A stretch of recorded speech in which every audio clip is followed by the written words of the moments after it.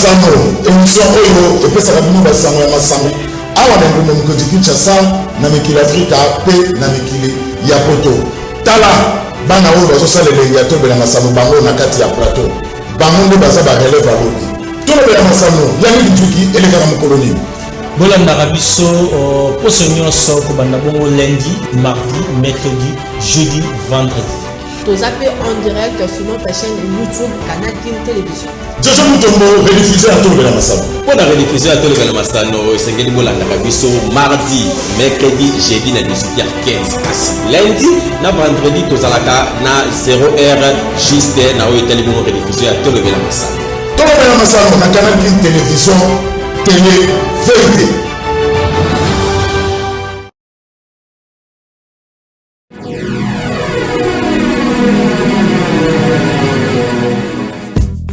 Ngoma alongwa na équipe na biso na malembe na place to lingi lisusu te.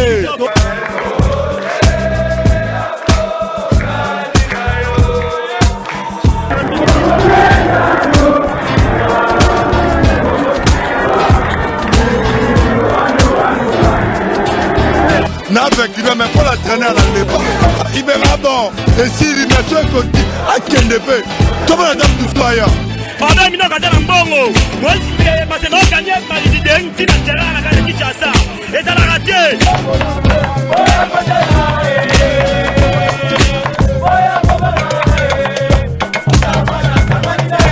L'équipe est ratée, oui, Bandibo va se commettre la première mi-temps. Retour, Imania web sur retour, tu vas gagner, ouais ça va rêve. Alors on rêve, quand on a vu sur ton bois. Comité va jouer au Canada, nous sommes pas du coup, là, on n'a pas du tout. Au Canada,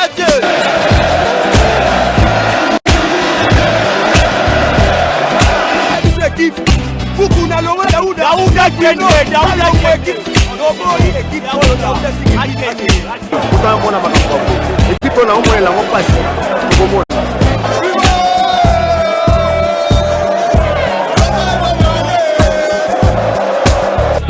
Tirano Imana, on peut s'appeler aussi Imana. On s'en bat jouer, on lit division, on va faire la division. Ah, ça n'est pas innocent.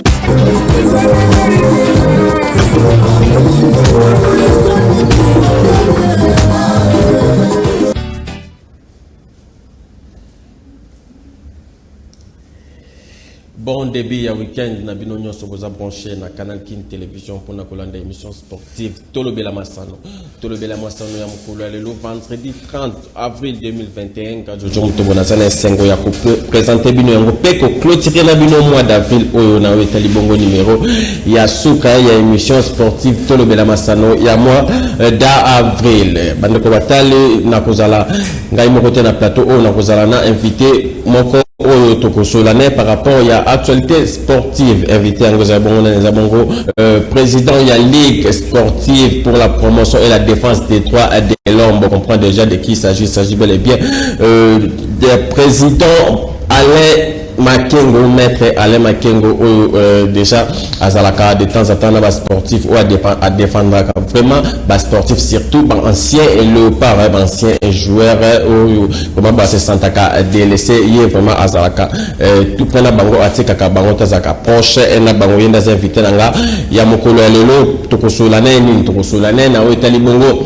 ba comportement incivique au salamaki na niveau ya stade Kashala Bonzola ya Mbushima ikuna sanga balenda Sanklinaki 0-1 face à tout ça mazame kasi juste après match wana comment ba supporter ba silistra ki na ndenga mabe na ba comportement mabe to solana et puis to solana mingi dossier ya balo par la République démocratique du Congo boy malamu et ça fait déjà 2 jours en ba rumeur circule qui la ville province ya Kinshasa que ba le pas bazali bon qualifié na CAN Cameroun 2021 Togoso Lango nyonso wana awa na maître Alain Makengo mais bien avant cela Togozalana de konabiso Cédric Kasembo o akoya awa pona ko pesa biso vraiment ba résultat na hôtel bon ba différentes ententes urbaines ya football ya Kinshasa mingi ndenge to annoncer ki bono ke na chaque émission to le masano bino bato boza na be équipe ou évoluer kana ba attente bo évoluer kana PFK Cédric Kasembo est disponible pour na bino ko couvrir ba match na bino Cédric Kasembo na ye nda ko pesa biso ba résultat nyonso wana alors to fungana no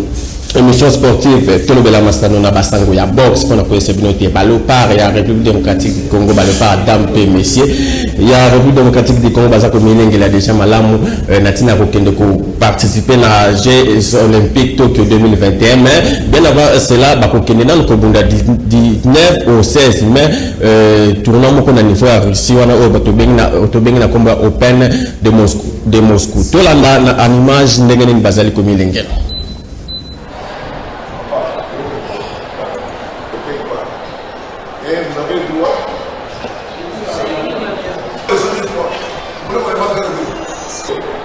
Je veux que le rythme soit clair, que toutes les choses se passent. C'est pour la vie que chacun puisse savoir les 10 francs. La marche ici, là.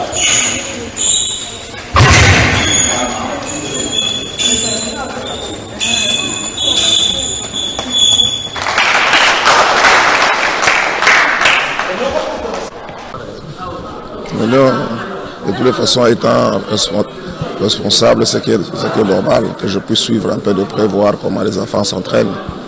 Comme il nous reste seulement, je crois, 10 jours, on doit se retrouver au championnat en Russie.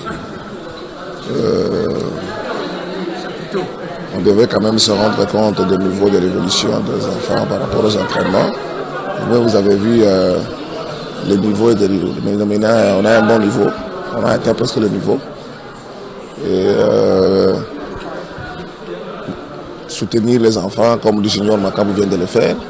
Tous ces jours aussi s'entraînent avec les enfants pour les motiver, les encourager. Et c'est pourquoi nous sommes venus aussi ce matin ici voir les enfants avant samedi parce que le départ pour ici c'est samedi. Mais bien sûr. Tout est prêt. Occasion d'ailleurs pour dire merci au président de la République, Félix Antoine Tshisekedi, pour tout ce qu'il fait pour la Fédération congolaise de boxe, pour tout ce qu'il fait pour cette jeunesse congolaise. Vraiment un grand merci.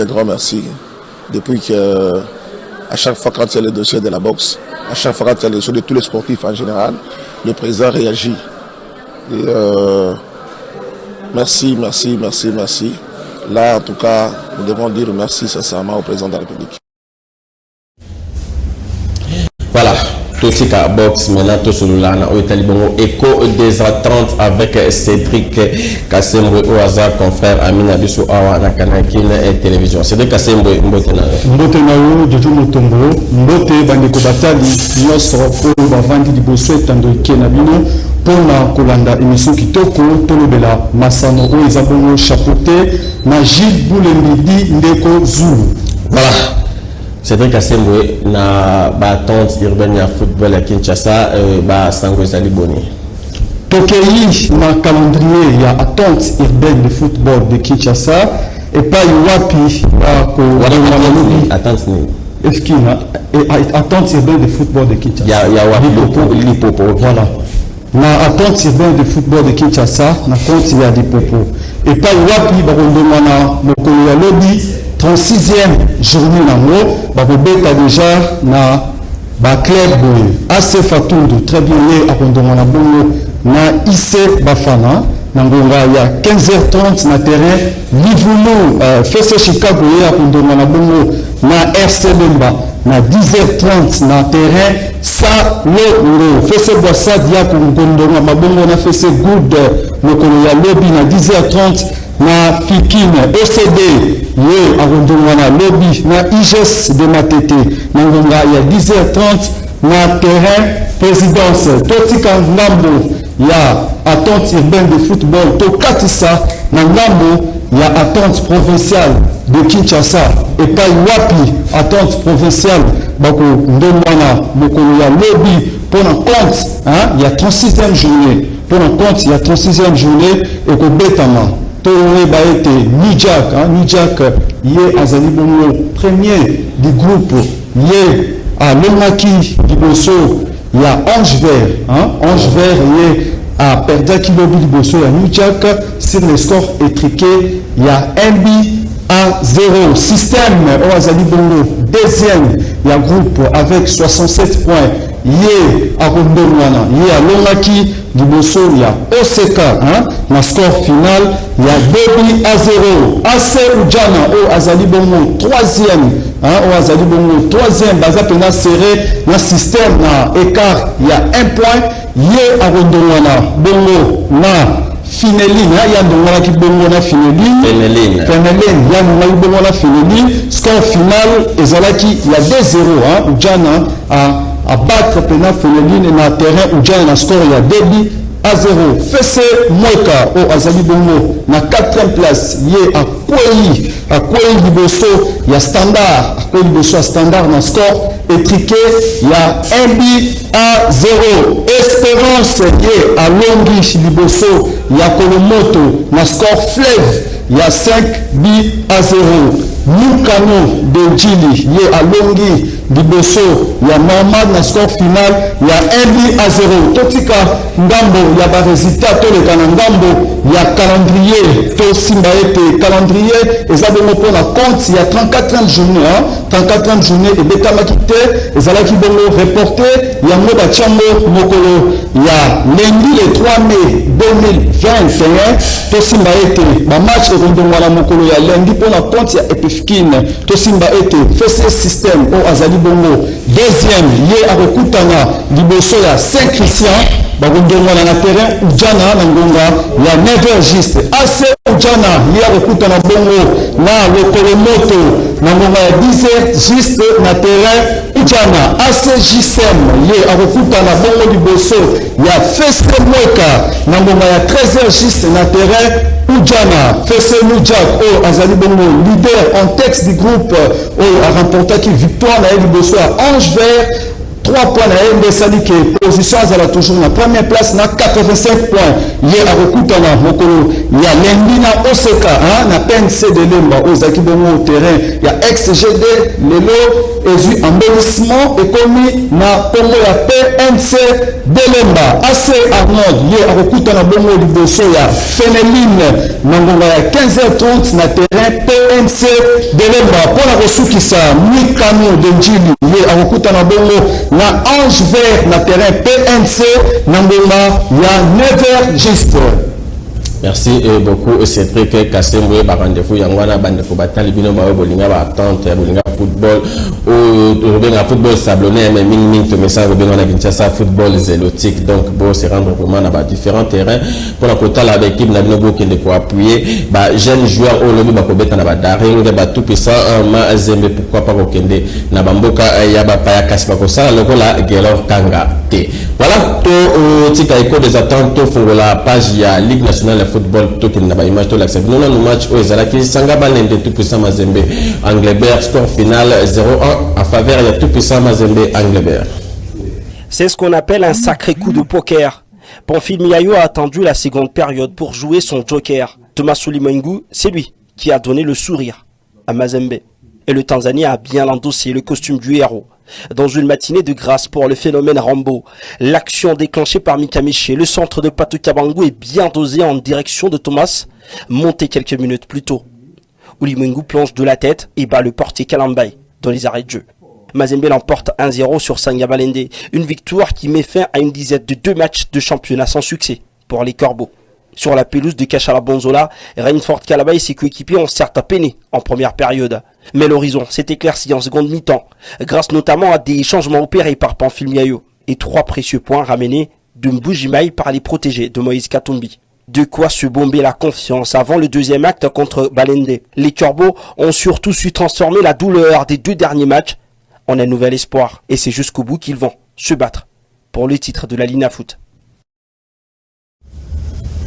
Voilà, on a TP Mazembe Kendek qu'on s'est posé dans le stade Kachala Bonzola MB à 0 sur C. Dans ce benga, maître Alain Makengo à côté de Potosulane par rapport à l'actualité sportive. Il y a Mboka Napso, pourquoi pas.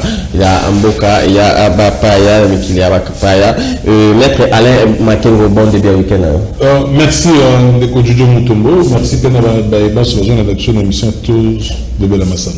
Voilà, mais maintenant, ce qui te continue mingi, c'est parce que aux acanalytes, aux objectifs, aux cahiers de charges, nous avons bien défini la qualité contre l'anti-valeur, qualité contre la désordre dans le stade. Mais tout le monde dans le match, il y a Sangaba Lenina Mazembe vraiment juste après. Bah supporter à Sangaba les c'est distraire pour passer une personne entre à Makassi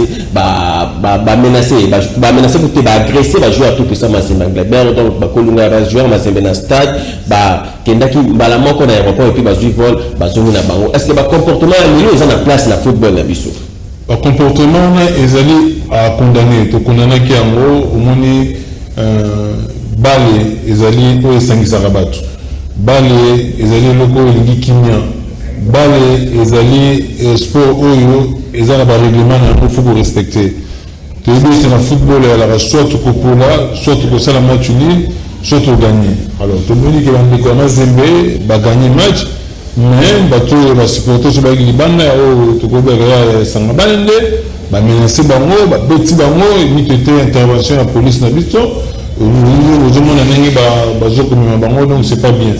Alors que consentir il faut rebeller le gouvernement congolais à travers le président de la République a consenti il faut rebeller le transport avec équipe l'équipe et il faut le transport aérien donc c'est le gouvernement qui a son en charge alors on a bloqué à bouer c'est pas bien la violence c'est la raison pour laquelle nous au niveau de l'espèce pour condamner avec la dernière énergie comportement à bouer donc économique ça la matière. Voilà, maître Alain Makéo, dans un match, on a essayé de poser un problème arbitre à siffler qui penalty. Après avoir consulté un juge des touches, il faut annuler penalty, on a battu 6 mètres et poser vraiment du tort. Le reste est à partir. Et là, on par rapport à l'arbitre, les stades des arts, un match à huis clos. Ceux qui vont supporter, qui va genre avec rien, on a coûté cher, on a coûté même vie.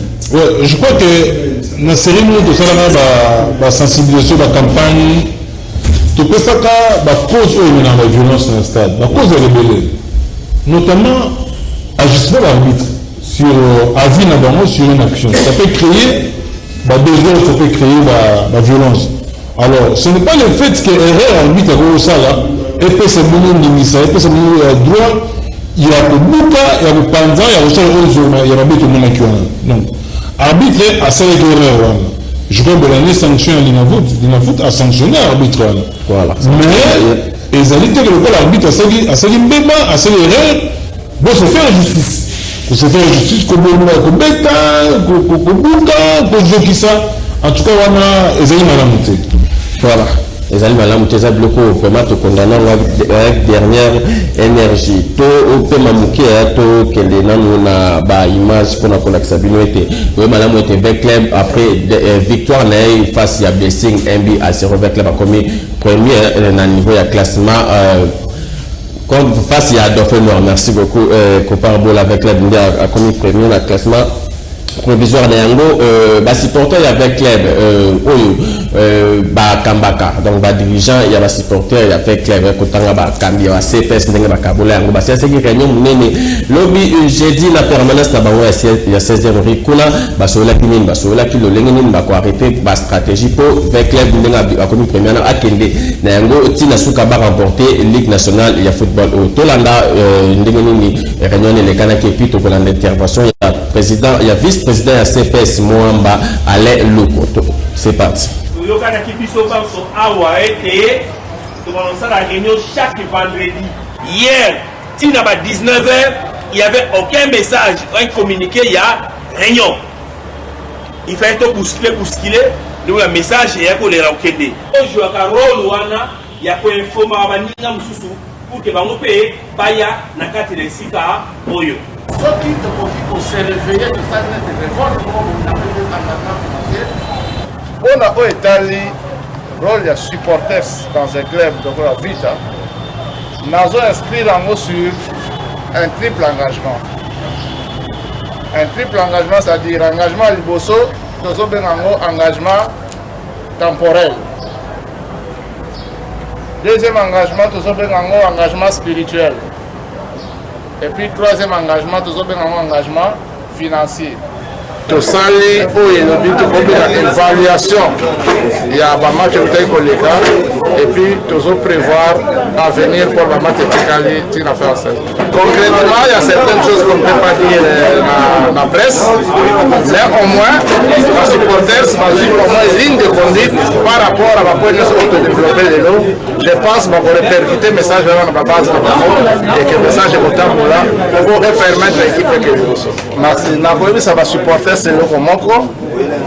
Tous allés premiers, mais tous gagner dans le championnat. C'est-à-dire, c'est un beau sanake, tous allés premiers à championnat. Et c'est un biso va supporter pour la biso tout ça là comme si tous allés qui 6e. Mais écart eux autres quand la biso dans premier zamuke et autres c'est une photo lukato gagner pour tout les cahiers. Donc, et c'est un tous allés biso non solo. Même esprit. Tous à la biso même morale, ensemble dans l'équipe, tous soutenir les joueurs, tous encourager, même si tous autres à stade, mais même si tous autres à la match, tous à la TV, fin la joueur, soutenir l'équipe moralement, spirituellement, financièrement, tous soutenir l'équipe pour permettre à biso de gagner le match pour permettre à biso de la champion.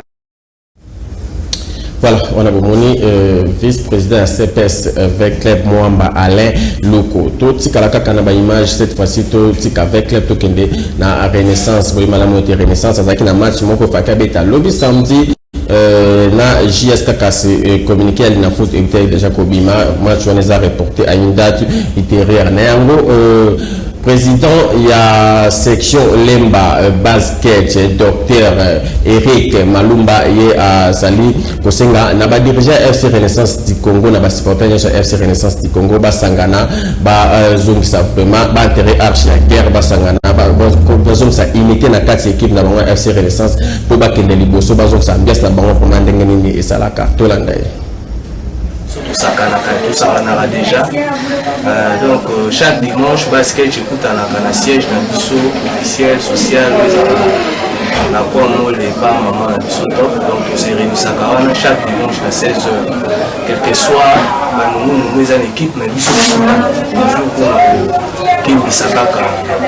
Idéologie dans le biseau, il y a l'équipe dans le biseau fière. En tout cas, chaque semaine, nous avons une réunion 2 fois. Tout à la mercredi, à 16h, tout à la dimanche, à 18h. Donc, nous avons un rapport à l'évolution et à la base de l'issue. Nous avons une équipe. L'issue de l'issue, nous avons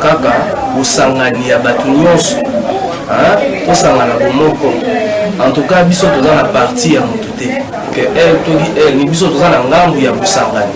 En tout cas, on dit l'union fait la force. Donc, ceux qui sont on a beaucoup si on a une équipe, on a dit tel que Victoire ou qui joue ils allaient lui na imité au tout ça qui passe que tout ça qui dit dans stade et même qui Victoire ou tout qui joue. En tout cas, nous sommes dans elle, il y a unité pour l'équipe. En tout cas, nous sommes dans papa évêque en tant que papa. Ameka kovandisa bana nyonso na mesa tozwa unité na kati ya équipe parce que ba dispute ezanga raté na kati ya ndako tomonaka yaya na leki bazoyoka na te mais suka papa yakaka kovandisa bana nyonso po bazwa unité famille koka kokende liboso donc tokosenga na ye plus ameka kocha pe aluka unité na kati ya équipe.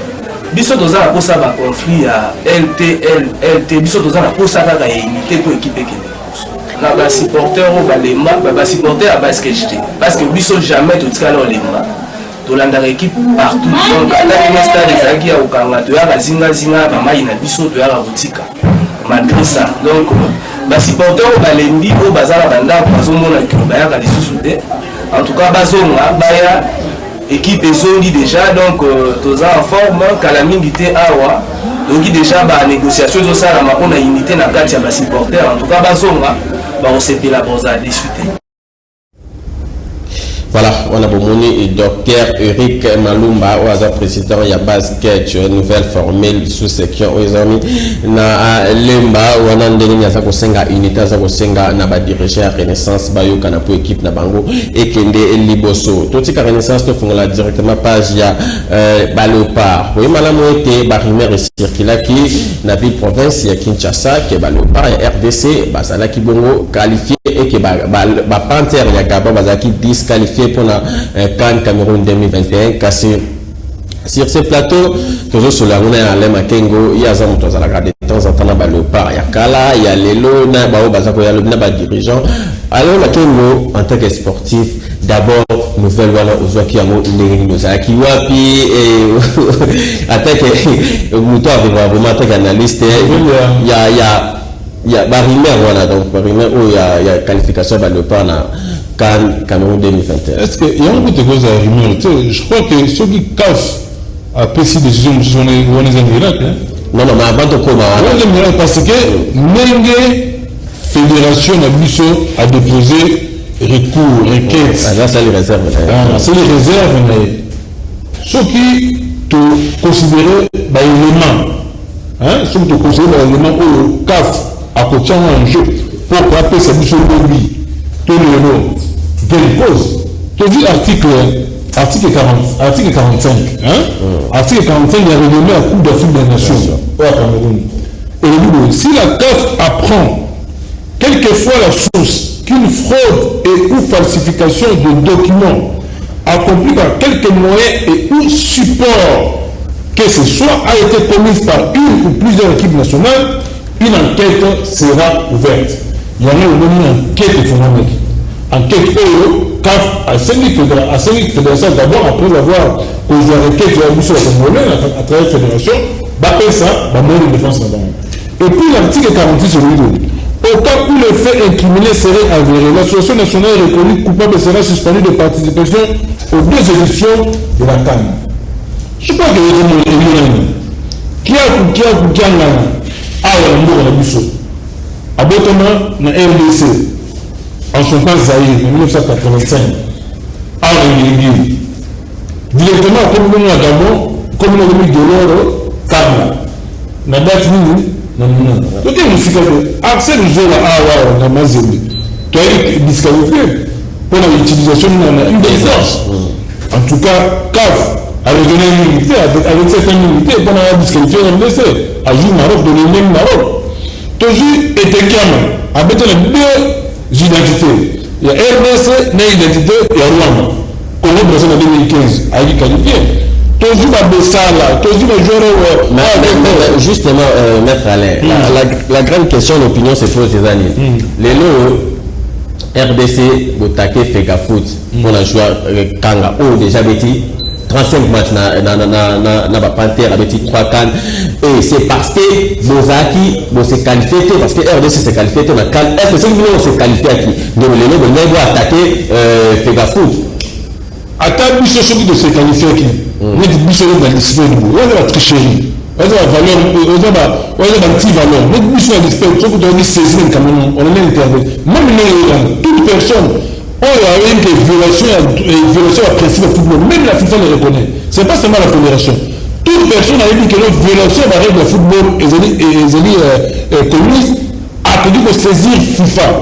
Vous comprenez? FIFA, oui, c'est la confédération escalitée au concernant la CAF pour la sécurité du football. Donc, nous avons ezala abeteli 35 matchs dans latin fraus homo corrupti dans le français la fraude corrompue même si abeteli 35 matchs même si abeteli lima na yo le jour mais il y aura un jour donc quand on a dans le droit en tout cas voilà miracle sur le CAF après c'est monsieur de cause non mais voilà vous avez CAF pression après la pression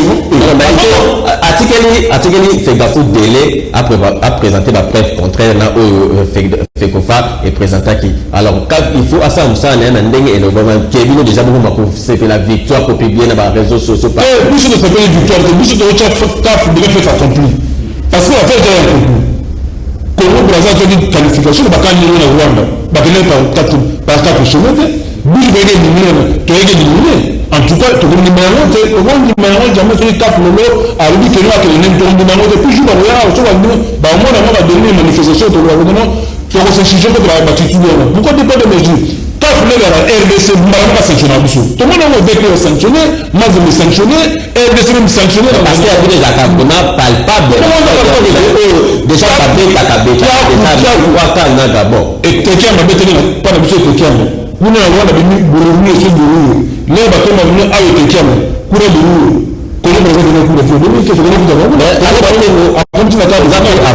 Aux avocats, on est pays n'a payé ça là-bas, ni béco nango. À des fois, ça peut arriver que mon topo a peut-être mon candidat dans pays, mon X, Y, il faut à changer d'identité, il faut tout le monde a refait la choix na biso ya RDC ba joueur surtout tout la équipe nationale biso est-ce que ba joueur nyonso bazala bazala identité ba beta ya wonde ba banda na ngobale ya wonde ba kolela ngo non yumuna bi mutambe na mboka o le nom est une institution qui est reconnue, qui est réglementée par la loi nationale.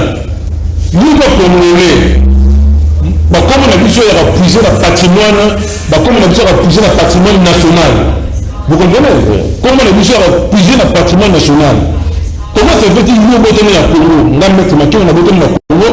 Mais quel apporte? Je peux changer de nationalité, mais on va changer de Congo. Parce que pas changer de Congo, il y a toute une procédure. Parce que comment on a vu qu'on a RDC? Ceux qui ont botté le Congo, ceux qui ont botté la poto, on a voté comme on a voté. Mais la botté, même si la botté des parents congolais, mais tout le monde a besoin de toujours rattacher la culture là-dessus. Vous comprenez? Comme on a dit, qui a un. Donc, on va tenir un bon changer de nationalité. Mais on ne peut pas changer le nom comme on change la chaussette. Écoutez la matin, il y a un moment où on va changer comme le tribunal. Les gens qui ont été ok, le tribunal me dit que non, on peut avoir raison. Maintenant, je veux comme un comme un tribunal. Et puis, la réviser. Et puis, la commune est payée, tiens, ma service d'état civil. De telle manière que non, surtout dans le kilo chinois, dans le kilo tolo, bah, il faut changer pour comment tu vas donner. Bah, réunir dans l'essence, il y a un mot qu'on a dit, on a dit, ok, mais il y a un mot à laquelle. Bon, ça va être un mot à laquelle. Soit on cherche chacun, mais comment qui a. Quel. C'est une fraude. Voilà, on a appelé la votation maintenant il faut le téléphone, testo, même peine à quoi par rapport à sujet au tout sur la. Maintenant là, ce que ça les guerre, fait qu'on va obtenir gain de costé. Oh, on a vu, ils ont un miracle. On a fait qu'on fasse que tout le monde est premier mot. Ça tout le monde a besoin de bon tu veux ça la ligne, telle organisation football cuisine interne, toujours est l'équipe nationale, est le RDCT. Organisation za batu, mais tu batu já batu, mais eux ils comme mboka ndio zinaona tu bete ni mtu kukagite, tu kokana ni sauté par rapport ya ba système de jeu de bete ni mwana entraîner le check wana. Mais dans le jeu na biso ba valable. So de la job ba moni kanga le ya kanga uche. Alors comment dire ça? Kanga le kanga parce que c'est pas décisif. On va rechercher un but na tabou. A bete ni pas de na salle de matière. Donc tu vois la job on veut dire que non attends 2 mois 1 mois 2 mois tu sais l'équipe soit bien t'occuper la caméra de vous appeler bon. Alors ils allaient au moins ils ont pour la mboka na biso ils ont la fédération ils ont la mboka na biso on va dire bon tout tu vois ça ni kuna te biso bela ba na biso to ka passe non on va voir c'est biso to ka passe wana biso to va congolais ba na biso pe na wana ba na fois na wana te ka ma on faut fier et puis moi là le cas ça demande la discussion ça ba na kuna gambo kuna ba pas je ba tu ba discussion na gambo ba on a comme titre de ba on fait disqualification mais biso non tout s'organiser pour le coupe du monde on s'organise en 2000 sur la parce que la terre pour quitter c'est ça le problème le fond la terre va profiter il y a autre fan alors tout s'organiser tout se préparer pour la entraîner à madame doit souvent pas convoquer quelquefois malheur bon tu regardes la terrain tu regardes pour la terrain est-ce que tu regardes pour la joueur madame elle est bien bon tu as on a juste de challenge de paradise équipe de monsieur pas de non attends bus de Sénégal à beauté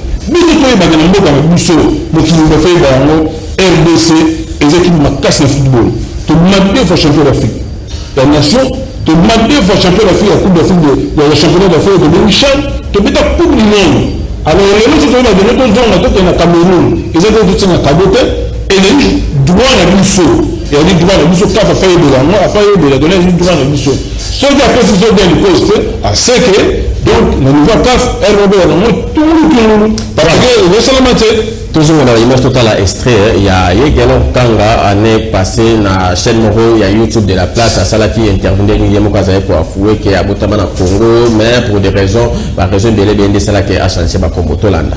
De recevoir sur ce plateau d'Mputu Léo, d'abord pour parler de ta carrière, de ton parcours. Comme je l'ai dit au sommaire, tu es congolais, natif de Kinshasa, mais aujourd'hui la nationalité c'est gabonaise. Gabonaise aussi. Ouais. Comment ça s'est passé le parcours, les débuts? Et mon grand frère Blaise Kanga a sali makambo pour na Gabon, tout ça qui na frère nanga Landré Kanga, tout ça né en France et toké na biso Gabon. C'est comme ça que na comment na Gabon après oye Gabon, oye bino langue on parle français, tu vois. Tu vendis, tu commences certains mercredis, tu commences qui.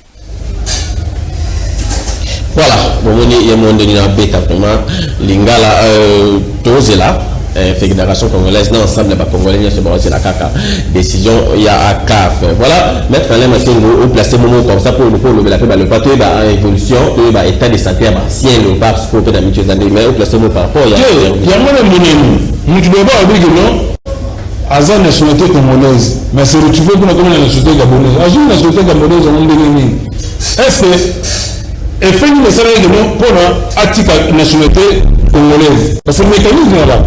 Même si tu as une nationalité gabonaise, on a par rapport à la nationalité sportive. Mais procédure, voilà. Le mais avant, il y a l'équipe nationale. Je crois que FIFA peut ça encore. Donc, c'est un document. Donc, vraiment, je crois que quand vraiment ceux qui à ça il est a débuté là vraiment je crois que CAF a un peu comme la Ramoussous. Voilà. Comme la masse on a combien de minutes depuis qu'on y a scellé na lingina yeba est-ce que le par Isaac qualifié? Non, il ne les a qualifiés. Voilà, tous en d'accord. Alors bonjour de Kobe de Kobe Monan. Ah bonjour de oui. Donc on va voir ma casse hein. Papa Massamba na Mombele. Ok, Papa Massamba, vécu bien. Bien vécu bien, comment comprendre. Le parent de Go, la Foka Badiopa. Na terrain 0 titolo, on va donc poser le parent européen d'Abuna, na Cameroun, papa peut-être la balle nini. Et c'est ma joie maloma, parce que on va pour na bouger ça y est. Pas gagner la terrain, on va pas ok, Papa Massamba, tu as la quota. Papa Massamba a bien intérêt, tu peux gagner na Cameroun, tu peux mettre la balle jouer en lui. Voilà, tout le monde quoi. Allô, bonjour, de combien de temps comme on allô, bonjour. Oui, bonjour, papa. Comment on a quoi? Ça tient depuis combien d'années? Oui, on est colombien. C'est ça en direct. C'est ça en direct, oui, le papa, tout le monde. C'est la seule fois ya makambo tulanda ngela otanga wana. Oui. Mais ce que tout le monde a, il faut combien la technique voilà, Rwanda contre Congo Brazza. Les gens font d'arrêter makambo voilà, c'est que monsieur Frank qui a na Rwanda. Donc ce que nous c'est la bonne la discussion quand parce que nous on va dire d'accord, on débat. Après cet exemple, oui, comme la Congo Brazza, na Rwanda, il y a un café à trancher en faveur, il y a RDC. Maintenant, allez Makengo, évolution, il y a ancien le par exemple, papa il y a football congolais, la minute, il y a pas beaucoup faka, mais on tika na bana maboko, na salaire wana ou kitaka série mo est-ce que ba gista ba salaire na bana tout aller l'autre ndengeni. Je crois que pour l'ancien le par champion de fils sorti 74 nous on a dit de notre que perdait qui Tumba Pousse Mungamuni et Bongo. Vraiment, il y a aussi le vieux Kabas qui est présentement malade. Donc, on va passer un moment très difficile. Donc, En ce qui concerne le paiement ils ont foutu à main, mais tôt, et réajustement, et comme à la hauteur, mais cette fois-ci, je crois que tout le monde a dit, au niveau secrétariat général, il y a budget, et puis le ministère, vice-premier ministre Mayo, en tout cas, ça est fort, comme quand même, il n'a pas $500, mais je crois que, comme on a 400, un franc congolais, mais en ce qui concerne tout en charge médicale, ce qui est très difficile. Mais on a quand même qu'on n'a pas peur, on a ensemble. Oui. Quand on a joué, il y a qualification. Tout ça, on a joué là-haut. Sauf qu'il y a des orations, la coach n'a plus chaud. Sur des orations, la coach n'a plus chaud. Même quand tu souviens, l'équipe n'a plus chaud de l'éliminer. L'équipe n'a plus chaud de l'éliminer de Bagambit. Et toi, on a un vrai joueur dans là-haut. Et dans le on a dit, ah ouais, et bien, il y a un peu. Tu vois, ça fait sélection à bien, tu vois, Cameroun, tu vois, il y a des coupes. Tu vois, tu as joué, majeur, Bali. Oh, comment on a ma Zimbabwe, Renaissance, majeur,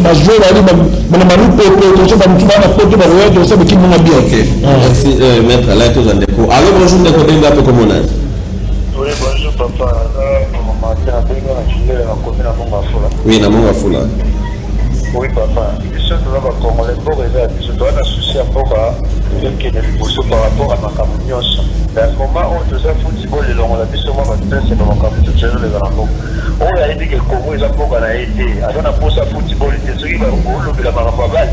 Baba na Kenya balu baba teonga ke balu baba plus ko pesa batukanda wana posa leopard fédération la biso et la Likamwana et comme tina suka ba qualifier so ba ke kala kuta to beta coupe éliminatoire yo so merci Ndeko asilike le bandeko babengi balobi mpona bango lepa bafanda ya lobi il faut mboka eza mboka mutu nyonso azaka na toi te ndeko fo bango ezaka na toi akomisa leopard te na mutu aza na fine ndeko wana aute koemetre tout Ndeko. Alors bonjour Ndeko bengi ape kobonani. Bonjour. Moi c'est Jean-Pierre. Ok, c'est Jean-Pierre Njonji, directeur de Canal Télévision. La difficulté qui est maintenant créée, il y a un droit à jurisprudence et d'associer mais à droit, mais ça va dans le monde à droit. Donc, dans le monde à football, c'est non, jurisprudence et quand ça a été dans la case de la terre de la fini, à lobby à moi, on a fait avec club, qui a marqué 23 dollars de président d'abord. Donc, rien que par la jurisprudence, la fatigue, on l'a dit, il fait là, c'est comme ça que tu faisais. Rien que par la jurisprudence, il y a la jurisprudence droit, on peut s'expliquer, et qui on fait pour affronter Gabon, donc l'application, à 80% lever là pour rien que par la jurisprudence. Merci. Merci beaucoup, directeur Jean-Pierre Njonji, premier grand sportif à la qualité télévision et d'ailleurs ancien journaliste sportif, il y a journaliste sportif maison. Voilà, merci de la participation. Allô, bonjour Ndeko Benga Koumounan. Allô. Moi je vais pas quitter Ndeko. Ah, quand toujours me invité na biso. Allô, bonjour Ndeko Benga Koumounan. Bonjour, nabenga par rapport à Kisenso, chanceux. Oui, Ndeko Nangirengere. Na Kisenso, ok. Nangano de la par rapport à Papa Masamba. Ndeko Bango Makasi. Nalingano par rapport à Papa Masamba, on a outé ko benga. Non, Ndeko fait, et ça, qu'on répond participer à l'émission Pesaka à Bina, bon, ça va. Ok. Nangano wa boy. Kaf azala pe asala par rapport à ndenge esalamaka na Congo Brazzaville entre Rwanda Congo Brazzaville. Là la betaka etekama na Rwanda a disqualifiera Congo Brazzaville directement. Ndenge moko na biso pe kana biso na Gabon. Faut Gabon azala disqualifié directement. Ok, merci beaucoup Ndeko pour la participation. Nabino, donc mon petit qui est dans la page internationale pour nous présenter des matchs de Tamaki dans 4, il y a demi-finale, il y a Europa League, dans le niveau il y a Europa Wana, en Angleterre, Manchester United a gagné 6-2 équipe.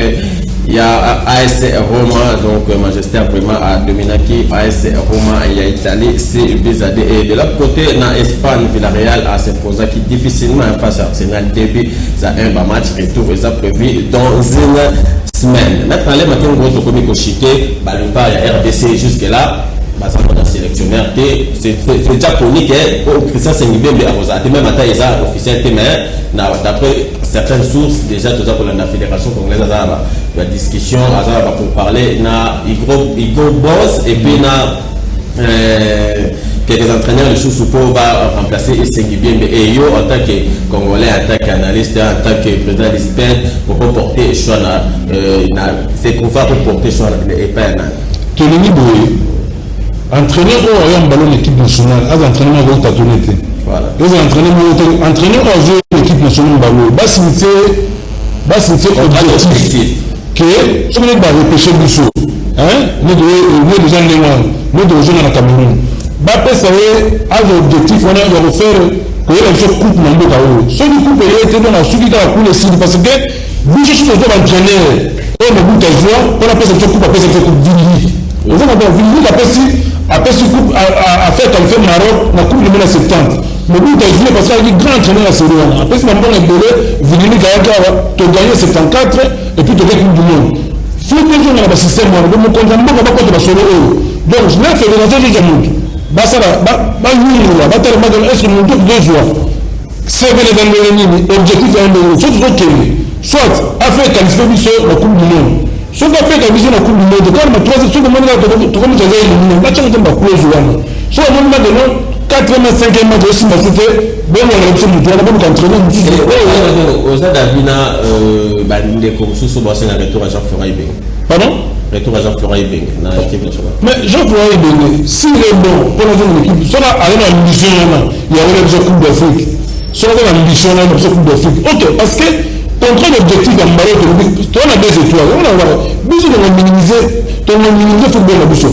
Donc, mon conditionnement, quand le ministère a super non fédération, on va bien. Donc, on a dit que on a dit mais c'est ce que non, le on a dit non, nous devons avoir ce que nous devons Cameroun, je le coupe. Soyez courant que coupe est petit candidat à Kounamba, on ne fout pas au pays. Aux gens ne foutent pas le niveau. L'État congolais a déjà barème, pas plus de $20,000. Non. Pourquoi tu m'as acheté la barème comme ça? Non. Ronaldo a joué avec l'équipe, même si nous avons pris l'Argentine. Toi, il y a Portugal. Mais la balle, quand on a un bon fonctionnaire, on n'a pas souvent. Non, fonctionnaire, c'est tout. Sélectionnaire, rien de standard, rien de salaire standard international. Bon, on va dire que non, Bousso Awa, Sibing, la Bousso Fouga, la 20 000, soit moi, l'entraîneur à 20 000, on va entraîner Bousso Awa, avec qualifié qui imagines que tu es entraîneur, à Betty, éliminateur, mais il faut gagner. Tu mets ça normal. Et puis entraîneur, avec peut-être un match contre le Gabon, non, avec un contrat au foot. Mais entraîneur, la Bousso, il y a un autre qui sont heureux à football, aux entraîneurs, qui beaucoup la RDC. Il y a des conditions, si on a de 20 000, à l'année combien? Oh, $100,000 par mois. Ok.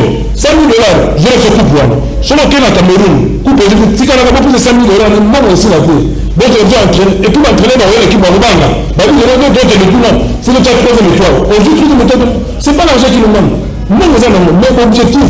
Nous avons un objectif, là, on a un objectif, et puis, on a plus de monde. Nous avons fini. À ce fini, il y a un je n'ai pas de d'ailleurs, tu vas conditionner, à Zuba Job, à Tchebango, pas tout va pouvoir. Donc, il faut entraîner, entraînement, avec un CV, et puis entraînement avec l'esprit, bien, aller avec des objectifs. Donc, on va dire que non, qualifier du saut, au niveau de la Coupe d'Afrique, je fais coupe pour moi. Sur coupe, je vais Tikanaï. C'est comme ça. Voilà.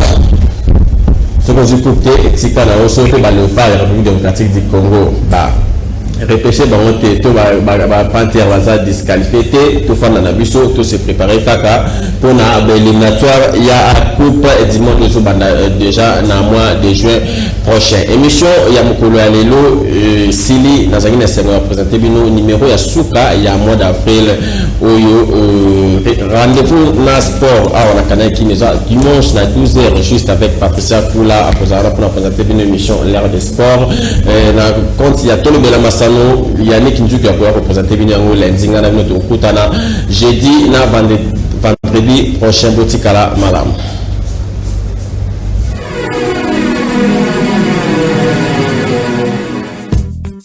Ngoma alongwa na équipe na biso na malembe na place ya dolingi lisusu te.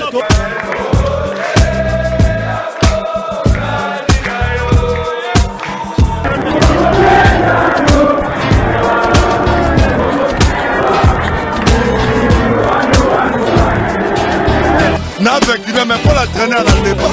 Il me va bon. Et s'il me fait que à Kendepe, tout le monde a tout fire. Pendant mina kata na mbongo, moi si parce que on gagne par les idées qui na terrain na kata Kinshasa. Et ça l'a raté.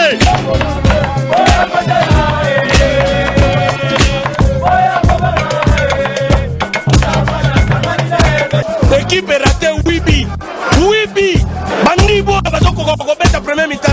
Un retour, il manie un retour. Tu vas gagner, ouais, ça va rêver. Alors on rêve, comme on a dit sur ton bois. Comme il va au Canada, nous sommes pas du coup là, on a pas pas du tout bas. Au Canada.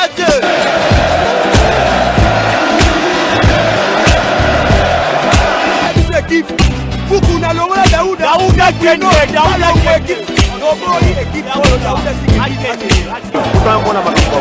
Équipe on a au moins la repasse.